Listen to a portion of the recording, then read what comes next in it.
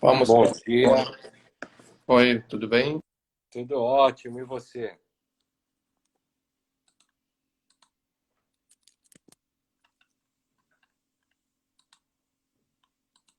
Alô?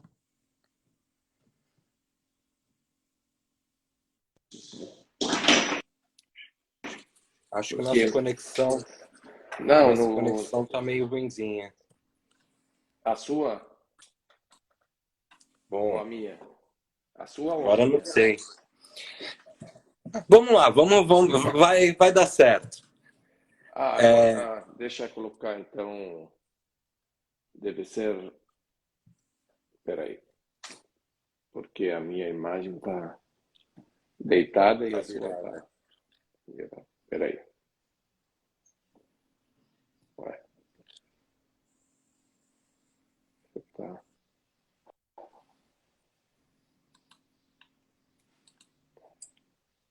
isso, agora sim. Quem estiver nos assistindo, só por favor, me manda um alô no monitor do Oriente, só para a gente ver se o áudio está pegando bem para todos. Assim está melhor, né? Tá bom? Tá ótimo, agora tá ótimo. Bom dia a todos. Estamos hoje com Ali Farhaj. Pronunciei certo? Farhat, Farhat. Vou aprender, meu árabe vai melhorar. Prometo, gente. Ali, você é jornalista e analista. Antes da gente começar essa conversa, eu queria que você comentasse um pouquinho sobre o seu trabalho, sobre como está sendo reportar, né, as notícias do Brasil para o mundo. bom dia, Lucas, para você, para todos os participantes aqui, todos que estão nos assistindo. Eu sou jornalista, trabalhei como correspondente para vários canais árabes no Oriente Médio. Um deles, Al Mayadin, depois RT, e também trabalho como freelancer e, como analista nas principais telas do mundo. Eu transmito as notícias da América Latina para o mundo árabe e faço vice-versa, as notícias do mundo árabe para a América Latina. Então, um trabalho bem bom, porque tinha uma distância muito longa entre América Latina e o mundo árabe. A gente começou desde 2005. Naquela era não tinha muito contato entre esses dois mundos, entre aspas. E aí a gente conseguimos já importar essas notícias para o Oriente Médio. As pessoas no mundo árabe gostam do Brasil. Eles têm uma conexão de alma, de coração, de futebol, de turismo, de tudo. Então, eles querem saber sobre o Brasil. Querem. E a chegada do presidente Lula da Silva em 2001, 2000, a chegada dele também abriu as portas do Brasil para o mundo. Então, hoje, a volta do presidente Lula da Silva também vai confirmar essa abertura e o Brasil terá mais repercussão no mundo. Nós vamos falar bastante disso hoje, embora a nossa conversa assim seja muito rápida, né?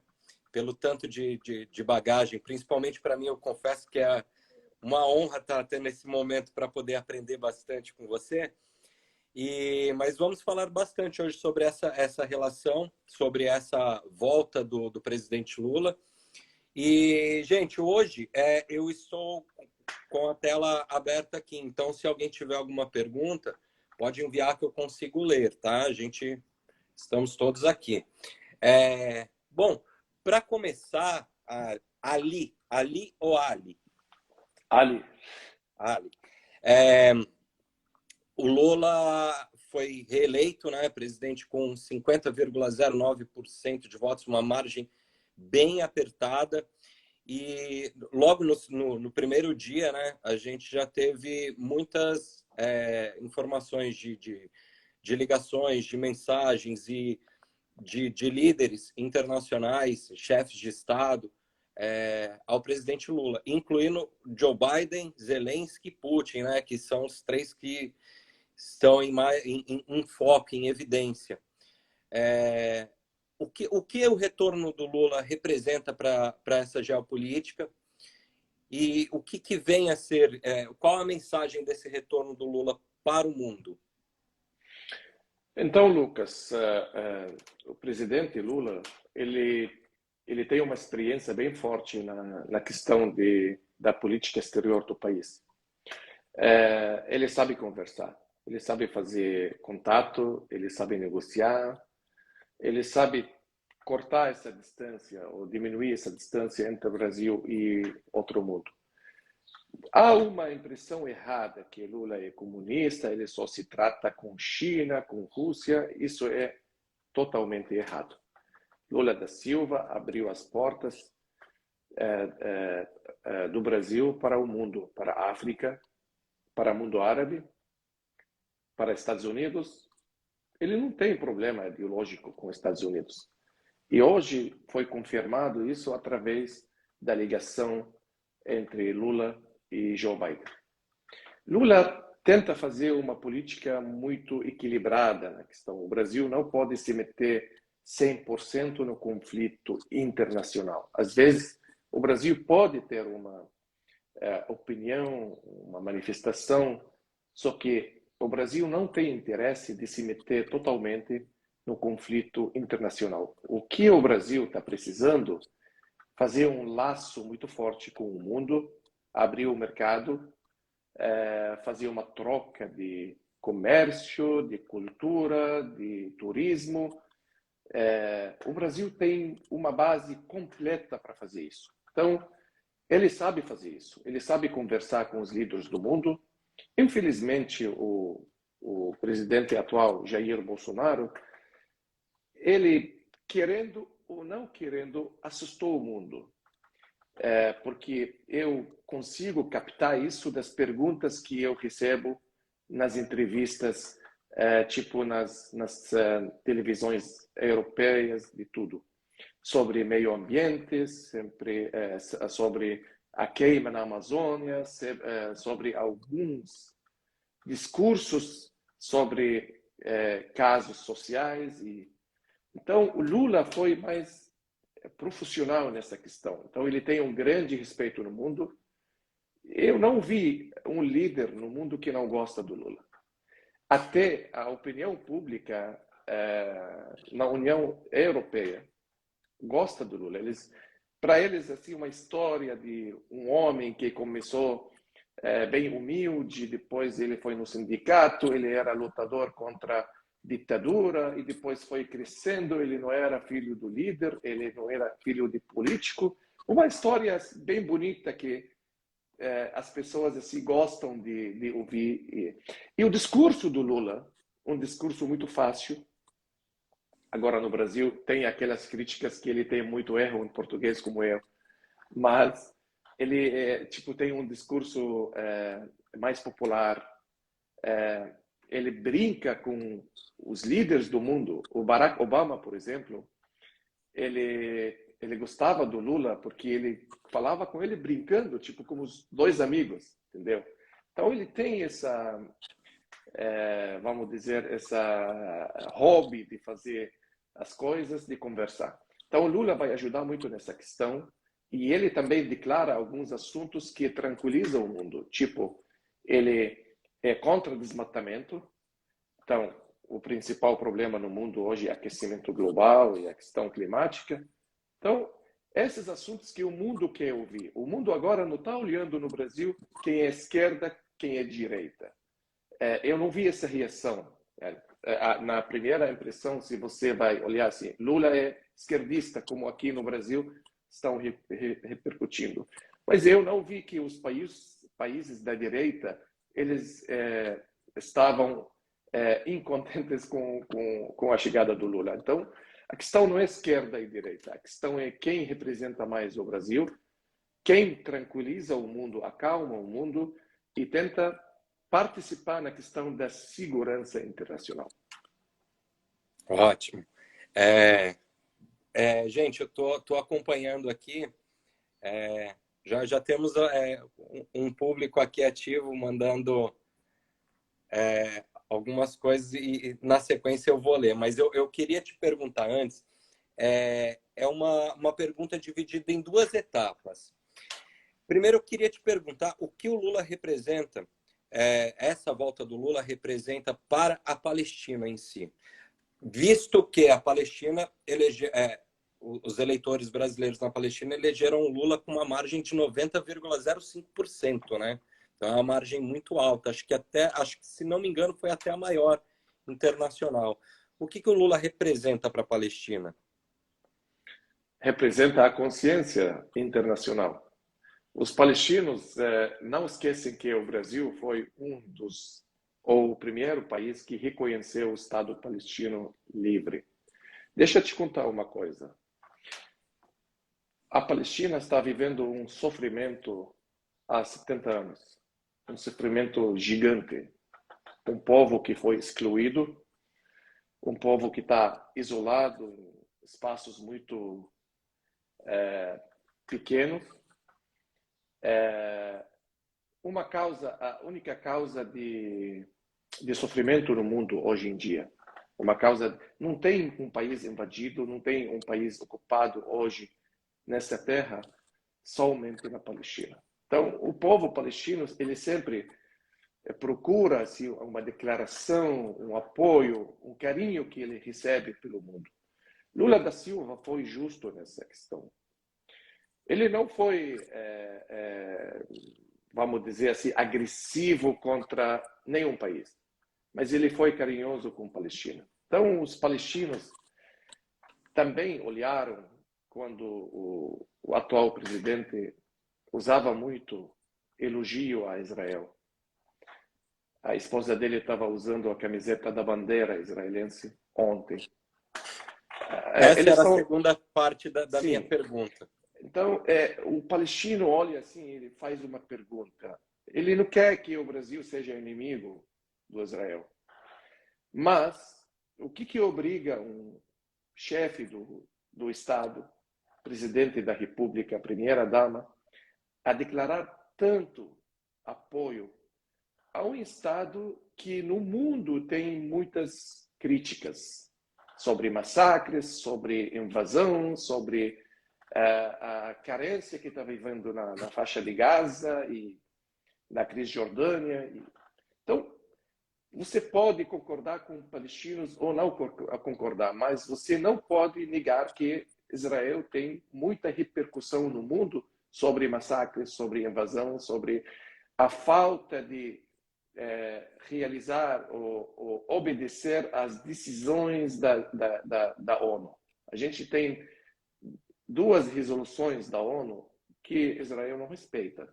Para um país livre, uma Palestina livre, os palestinos aceitaram dividir. E Israel ainda não está respeitando isso.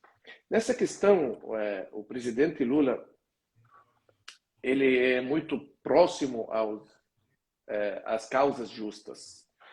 E o povo, não somente o povo palestino, o povo árabe em total, em sua totalidade, olhou para ele como um pai, um pai para o mundo árabe, pai da causa palestina. Ele recebeu os palestinos. O Brasil sempre recebeu imigrantes com muito carinho, com muito respeito. Então, Lula, nessa questão, ele deu uma riqueza para o Brasil. E, ao mesmo tempo, ele não abriu nenhum confronto com outro país. Lula transmitiu a opinião brasileira de combater a invasão, a ocupação, a questão de ferir direito humano.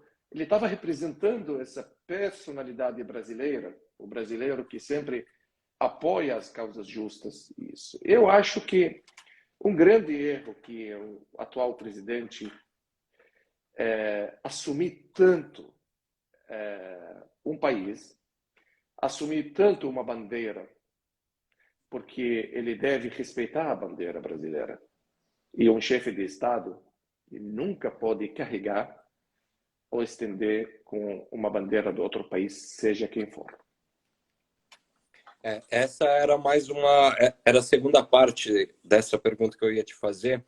É exatamente isso. A gente sabe que, assim como o governo Lula teve uma proximidade muito grande com a Palestina, uma proximidade de solidariedade, até agora eu não tive tempo de checar, gente, mas me parece que o Alexandre Padilha foi convidado novamente para ser ministro no governo Lula, que também tem um histórico de proximidade com a Palestina.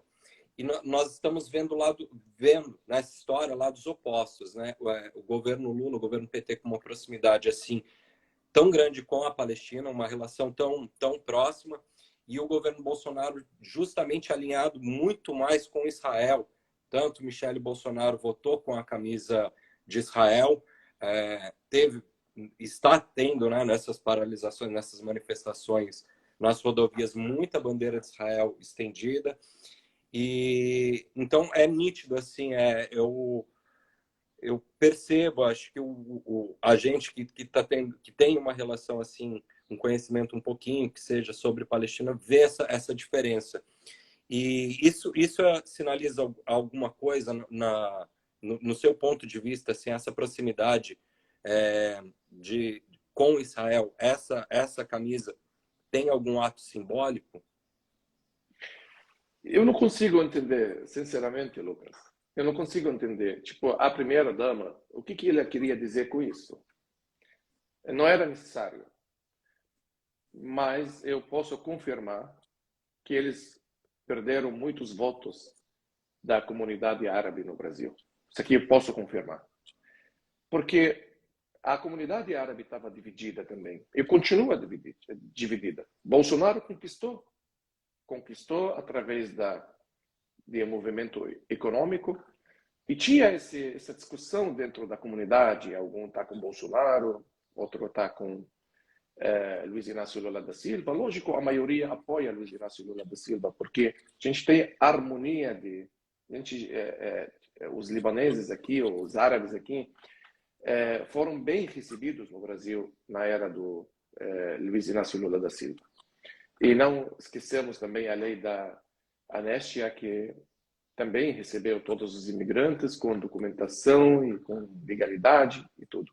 E a gente não esquece também a declaração dele em 2006, quando Israel estava bombardeando o Líbano. Então a gente guarda na memória os bons momentos de um presidente que não só abraçou os imigrantes árabes com carinho, mas também com apoio. É difícil achar assim, um líder tão próximo, tanto para o cidadão brasileiro quanto para um imigrante. Então, eu acho que não era necessário usar sair com uma camisa de Israel. Tem muitos libaneses repercutiram, ou da comunidade árabe, repercutiram essa imagem. Eu recebi de 100, 200 pessoas. Porque a gente tem uma memória de dor.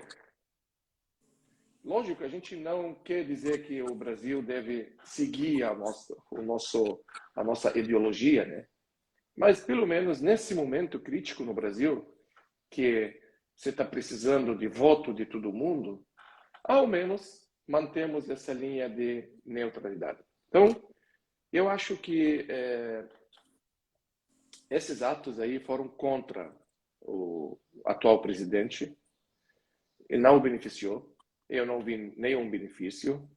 Você pode ter contato e bons relacionamentos com todos os países do mundo. Não precisava usar esse tipo de propaganda nesses momentos. Agora, assim, falando um pouco do atual, do que está acontecendo nesse momento, né? Essas manifestações nas rodovias, o silêncio do Jair Bolsonaro, isso causa algum risco? O STF já mandou desbloquear as estradas, né? Mas a gente viu que teve muita força da Polícia Rodoviária Federal desde o momento das eleições, fazendo as blitz no Nordeste, impedindo ou pelo menos atrasando os nordestinos de irem até os postos de votação. E agora, com esse atraso da Polícia Rodoviária Federal em desbloquear as estradas, isso é algum motivo para nos preocupar? Olha, tem 3 pontos de risco nessa questão. Primeiro, a questão da divisão entre a população no Brasil continua. Segundo, o bloqueio econômico. O Brasil está tentando se recuperar, está tentando sair desse clima de recessão e essas coisas. Então, você está bloqueando 25 estados, ou 15 estados, 20 estados, não sei. E dezenas de voos são cancelados no Guarulhos, a porta do mundo. Isso beneficia quem? Então, tudo isso causa um risco para o bolsonarismo. Por quê? Eu percebi muitos casos semelhantes no mundo. Você perdeu a eleição com uma margem muito limitada. Você poderia se recuperar, sair, reconhecer essa vitória, a vitória do Lula, e você sai começando a trabalhar na questão da oposição, se você vive num país democrático, se você acredita na democracia, pode ser que você conquista muito mais depois se você trabalhou na reta correta. Mas fazendo isso, você está... Esse aqui é um suicídio político. Porque Bolsonaro conquistou quase 49 e pouco da população brasileira. É uma grande conquista. Lógico, ele não conseguiu vencer o Lula por tudo que o Lula representa nesse momento crítico no país. Ele é a garantia da democracia, garantia da permanência das instituições no Brasil, da justiça no Brasil, da paz e harmonia no Brasil. Mas a gente reconhece que o Bolsonaro ele conquistou quase a metade da população brasileira. Ele podia continua construindo essa conquista para que ele se candidatar na próxima eleição ou algum do partido dele. Então, o que ele está fazendo? Essa raiva é responsabilidade que ele está se tratando, ele está ficando em silêncio, vendo que o país dele está quase bloqueado. Hoje, em Foz do Iguaçu, por exemplo, filas no posto da gasolina, filas no mercado Foz do Iguaçu. Se não tiver uma rodovia aberta, aqui não tem produtos prontos ou guardados, o Foz do Iguaçu vai viver e dezenas dos países, das cidades do Brasil. Então, a população, o que vai pensar nesse momento? Quem está viajando, aquela pessoa que apoia Bolsonaro hoje e está marcada uma viagem com a família, com o trabalho, com o estudo, e ele não consegue acessar o aeroporto. A pessoa que está doente e queria ir para outro estado, comerciante, taxistas, todas as pessoas que ficaram bloqueadas em casa hoje. Você está castigando o povo brasileiro. Não está castigando os petistas. Então, esse ato, pela história do mundo, nunca foi sucedido. Nunca beneficiou quem está provocando esse ato. Era muito melhor o presidente atual sair com muita coragem, com muita objetividade, dizer para o presidente eleito: parabéns, o povo escolheu, eu não concordo, eu vou trabalhar para defender a minha pátria, eu vou trabalhar sob orientação do que vai acontecer no Brasil, E você, oposição, também tem um espaço muito gigante para trabalhar. Eu estou demorando nas respostas, me desculpa, Fica mas à eu vou te vontade, dizer, nós estamos vou todos aprendendo bastante sim. aqui.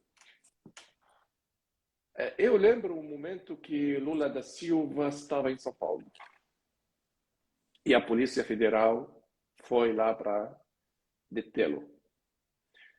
E a popularidade estava muito triste, com uma reação muito nervosa sobre o assunto.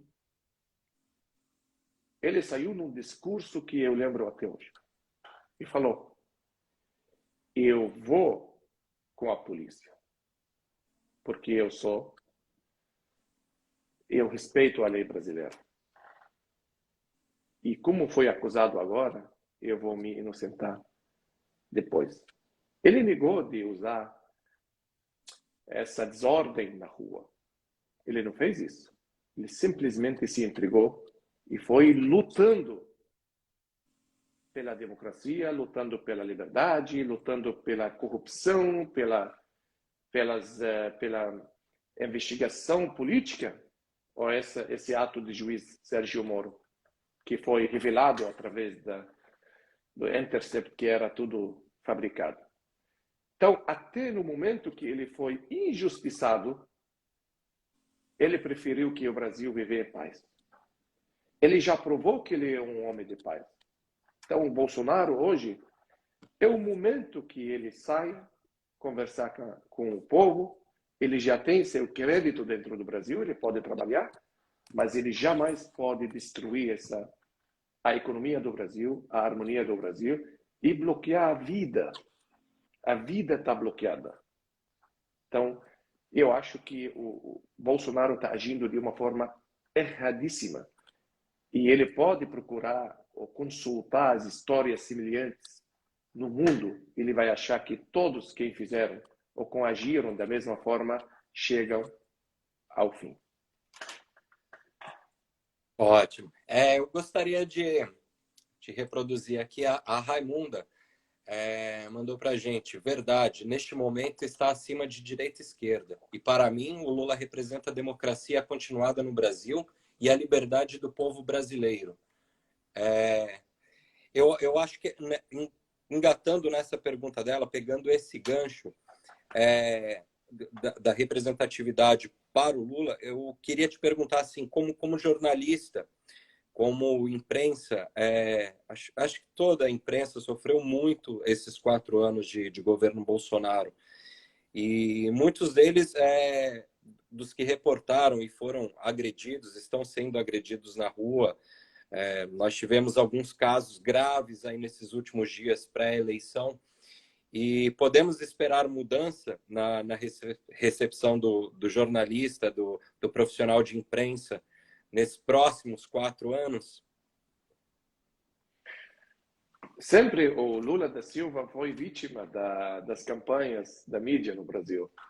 Eu estou acompanhando há muito tempo. Mas ele nunca usou o vocabulário que Bolsonaro usa contra jornalistas. Nunca. Porque a liberdade de expressão é uma riqueza para um país, um sinal de democracia, mesmo sendo essa opinião é contra você ou contra a sua política.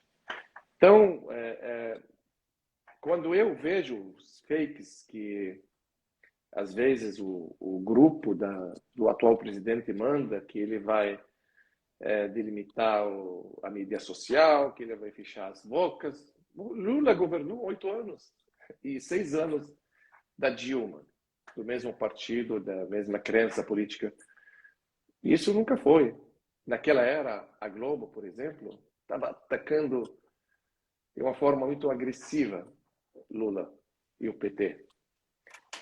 E ele nunca agiu para fechar as bocas. Ele nunca fechou um veículo de comunicação, nunca agrediu ou ofendeu um jornalista. Ele tem um comportamento muito bacana com os jornalistas, muito inteligente. E eu insisto na questão inteligente.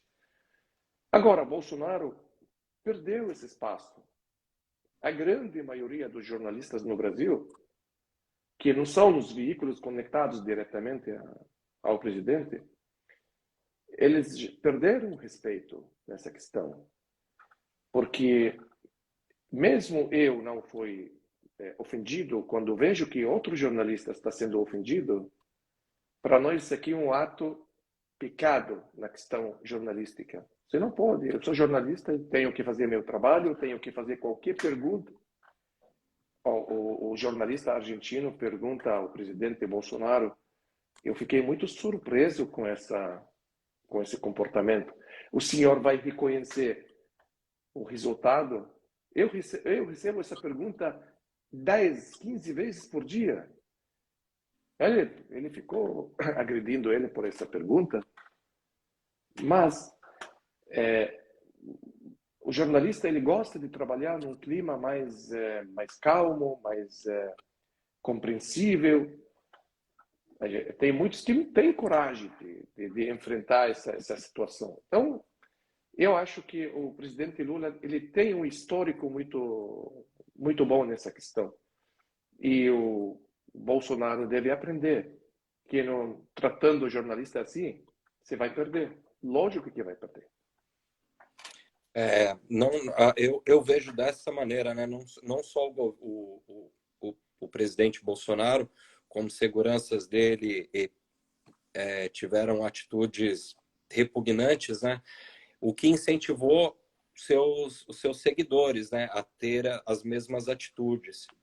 Coisa que a gente não viu do lado petista, né? Essas agressões contra a imprensa. Aí me vem a segunda dúvida sobre isso, né? Porque atualmente, esses últimos dias que tivemos essas agressões contra jornalistas foram cometidas por bolsonaristas, por admiradores do Bolsonaro.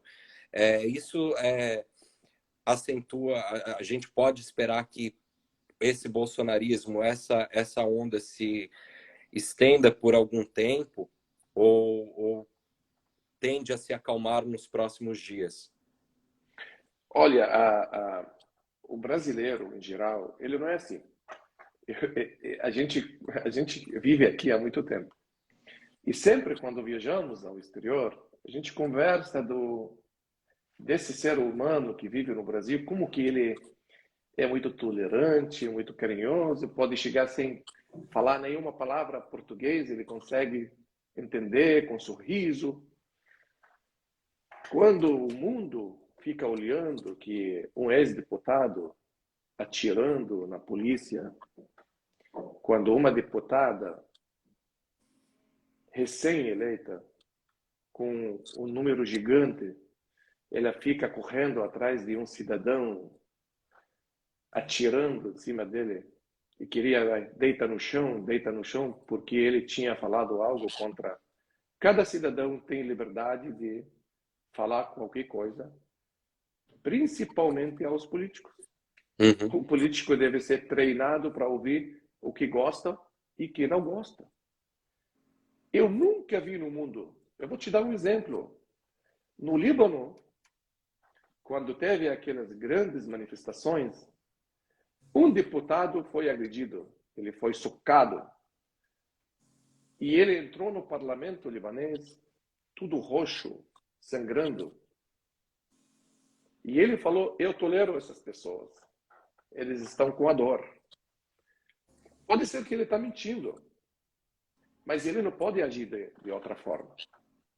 Ele não pode sair e ficar gritando para as pessoas, porque ele vai perder. O melhor ato que ele fez é um ato inteligente, que ele conseguiu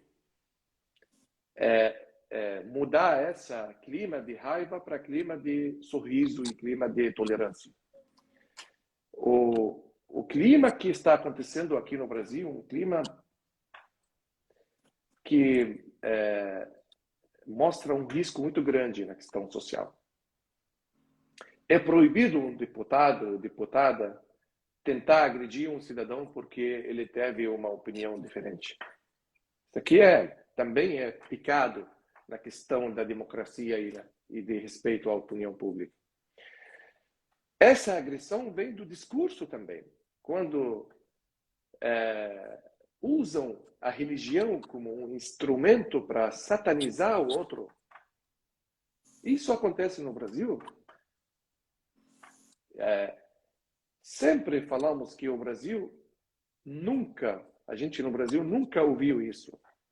Eu quero que os brasileiros ouvem isso de uma pessoa que veio de fora para cá. A gente tem tudo amor pelo Brasil. A gente sempre tomou o Brasil como exemplo de tolerância, de amor, de convivência. Seja que for sua religião, pode ser budista, pode ser muçulmano, pode ser sem religião, pode ser cristão. O Brasil é um exemplo internacional. Você muda esse exemplo para um fanatismo contra um cidadão. Eu senti muito agredido, ofendido quando vi o cidadão correndo, olhando atrás com muito medo, assustado por uma deputada que representa a população, que representa a lei, que representa a Constituição do Brasil. Então, o bolsonarismo criou um ambiente de violência no Brasil. Eu digo isso não para atacar o bolsonarismo, é para chamar a atenção das pessoas, da população brasileira. Pode ser que você tenha uma observação diferente, uma opinião diferente, mas isso acaba com o país.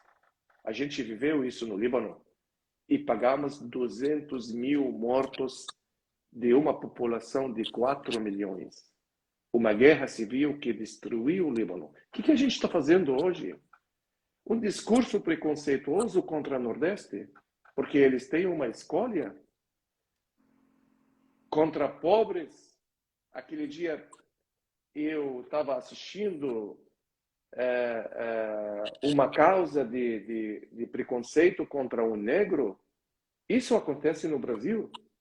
Eu quero que a população brasileira saiba que eles estão passando num momento bem crítico e bem difícil. E eles têm a habilidade de reconstruir isso. Respondendo sua pergunta, isso não vai durar no Brasil. Porque a personalidade brasileira é contra isso. Isso aqui é um momento de tensão, um momento, infelizmente, de falta de consciência social. Então, eu aposto que o Brasil, que esse tipo de tratamento no Brasil vai morrer. No convívio, não tem espaço. Mesmo com apoiadores do Bolsonaro. Que eu vi na rua, centenas deles, e conversei com eles. E eles aceitaram o resultado. Deixa eu te perguntar também, para você que reporta muito, tanto para fora como de fora para dentro, nós vimos agora uma similaridade de resposta do governo Bolsonaro com uma derrota de Trump. Então, sim, algumas estratégias parecidas, algumas outras diferentes. E assim como foi reportado essa estratégia do Trump de resistir ou se perpetuar e de negar o resultado das eleições, e que é o que está se apresentando no Brasil, essas notícias dessa postura do governo Bolsonaro tem sido repercutida lá fora, como está sendo repercutida aqui dentro? Muito mais. É muito mais. Nos países democráticos, eles não aceitam esse comportamento. Vamos tomar o exemplo do ex-presidente dos Estados Unidos, Trump. O que ele ganhou com isso? O que ele conquistou com isso? Nada. Nada. Ele acabou com a sua vida política. Nos Estados Unidos é proibido isso. Tanto como todos os países democráticos. Um presidente nega de reconhecer, isso não vai mudar o fato. Isso não vai mudar. O presidente eleito já é presidente do Brasil. Acabou o assunto. Não é uma obrigação receber o reconhecimento do adversário. Mas aqui é um ato de respeito. Respeito à sua pessoa antes de respeitar o outro. Então, no mundo eles estão muito chocados com esse tipo de comportamento. E mais ainda, o que está acontecendo hoje na rua também está ajudando para ter olhar mais negativo sobre o bolsonarismo. O mundo, você acha que o mundo consegue compreender que um presidente não quer reconhecer a vitória do adversário e ainda manda a população, ou pelo menos fica em silêncio sobre o que está acontecendo? O mundo pode engolir isso? Claro que não. Ele vai ficar tipo uma figura de autoritário, de ditadura, de um presidente que não tem caráter. Infelizmente, é isso. Então, nenhum país quer que isso aconteça dentro desse país. Nenhum. Então, um exemplo muito negativo. E no final, e eu estou falando isso, talvez uma pessoa agora que apoia o presidente Bolsonaro vai sentir raiva. Não, a gente está falando isso para dizer que isso não vai chegar a lugar nenhum. Para lugar nenhum. Em 1º de janeiro, Luiz Inácio Lula da Silva será o presidente oficial no Brasil e acabou o assunto. Ninguém pode mudar esse fato. Ninguém. Nem as Forças Armadas, nem o bolsonarismo, nem nada. Por quê? Porque quando você pensa em acabar com o resultado da eleição, você está destruindo o país, a Constituição do país, a lei do país, a ordem do país. Você não está atingindo Lula da Silva. E aí? E depois, na próxima eleição, se sair o Luiz Inácio Lula da Silva e agiu da mesma forma com o adversário. E aí? Onde que fica a lei? Onde que fica a TSE? Onde que fica a justiça eleitoral? Onde que fica tudo isso? Então, a gente está destruindo todas as instituições no Brasil para falar do quê? Que ou a gente governar, ou não sobra país para a gente viver? Essa aqui é uma regra totalmente negativa, totalmente destrutiva.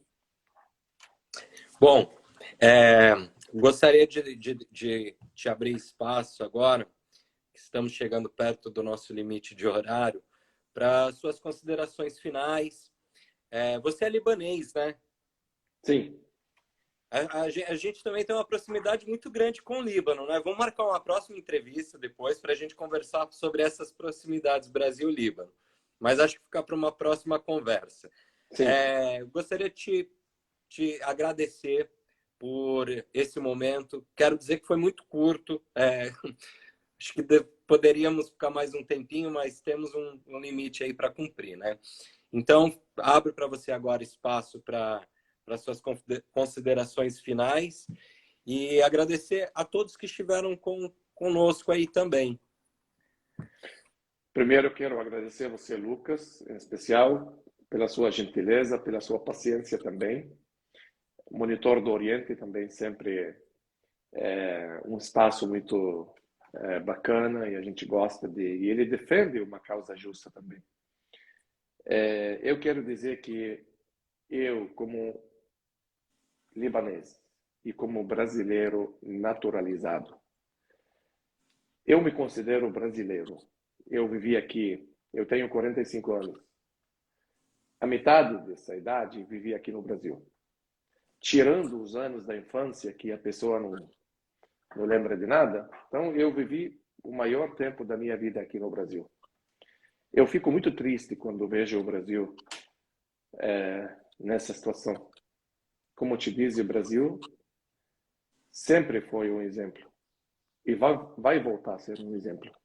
Então, meu recado à população no Brasil: sejam conscientes nesse momento, sejam como sempre vocês estavam, pacíficos, tolerantes, próximos um ao outro. Isso que é mais importante nesse momento. Essa divisão causa catástrofe no país. Eu dei exemplo na Guerra Civil do Líbano. e tem dezenas dos exemplos no mundo. É o momento que vocês jogam fora esse ódio entre vocês, jogam fora esses discursos que um sataniza o outro e voltam para construir o país que tem tudo, tem uma riqueza. O Brasil tem chance de voltar a recuperar essa economia, como vocês um dia tiraram a Inglaterra do 6º lugar no ranking econômico, vocês podem chegar aos lugares melhores. O brasileiro é trabalhador, humilde, respeitoso e também é inteligente. Sabe fazer, sabe criar. Esse é o momento que vocês, nos momentos mais difíceis, mais críticos, aparece a pessoa resistente, firme, amoroso, que consegue defender o país. Defende um país, o Brasil merece. Muito obrigado, Lucas. Muito obrigado para todos. Muito obrigado, Ali. Pessoal que nos acompanhou hoje. Monitor do Oriente, obrigado por essa experiência maravilhosa de estar com alguém tão grande para uma conversa aí. Obrigado, obrigado. Gente, muito obrigado. Até mais.